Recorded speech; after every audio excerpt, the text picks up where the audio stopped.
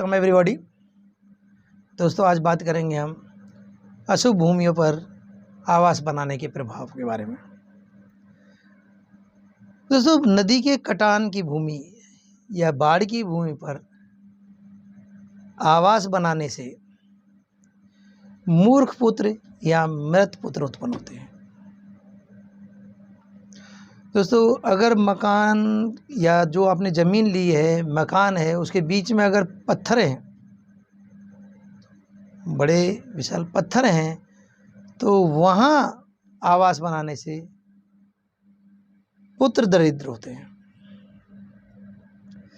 दोस्तों, गड्ढे वाली भूमि पर, यानी जहाँ गड्ढा हो उसे हम भर के, या गड्ढे वाली भूमि पर जो मकान बनाते हैं उससे पुत्र असत्यवादी यानी सच नहीं बोलते, और उन पर एक तरह की परेशानी बनी रहेगी, यानी प्रचंड परेशानी आती है।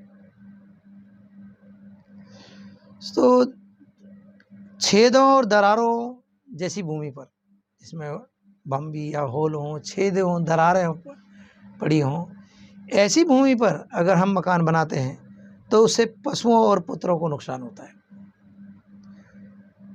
और पशु और पुत्र किसी तरीके की बीमारी से, रोग से, परेशानी से पीड़ित रहते हैं। टेढ़ी मेढ़ी ज़मीन पर, जो ज़मीन टेढ़ी मेढ़ी हो, उस पर मकान बनाने से जो पुत्र होते हैं वो विद्याहीन होते हैं, अर्थात कम पढ़े लिखे उत्पन्न, कम पढ़ते लिखते हैं, विद्याहीन पुत्र बनते हैं। जैसे सूप, बिल्ली, कुत्ते जैसे, सूप, बिल्ली, लाठी जैसे आकार की अगर भूमि पर हम मकान बनाते हैं तो पुत्रों को कष्ट होता है, पुत्रों को परेशानी बनी रहती है। दोस्तों, मूसल के आकार की ज़मीन पर अगर हम पत्थर बनाते हैं, मूसल के आकार की ज़मीन पर आवास बनाते हैं, तो जो पुत्र हैं वो भी मूसल के समान लठगंवार टाइप के होते हैं, जो कि भविष्य में वंश के लिए बड़े घातक सिद्ध होते हैं। दोस्तों, अगर जहाँ रीछ भालू हों, ऐसी ज़मीन पर हम आवास बनाते हैं तो वो पशुओं के लिए नुकसानदायक होता है, पशुओं का नाश करती है वो ज़मीन। देवालय के समीप अगर हम अपना आवास बनाते हैं तो मानसिक कष्ट होता है। देवालय यानी मंदिर, मस्जिद के आसपास अगर हम बनाते हैं तो मानसिक कष्ट होता है। कछुए के आकार की भूमि पर अगर हम भवन बनाते हैं तो धन की हानि होती है। बाम्बी के समीप अगर हम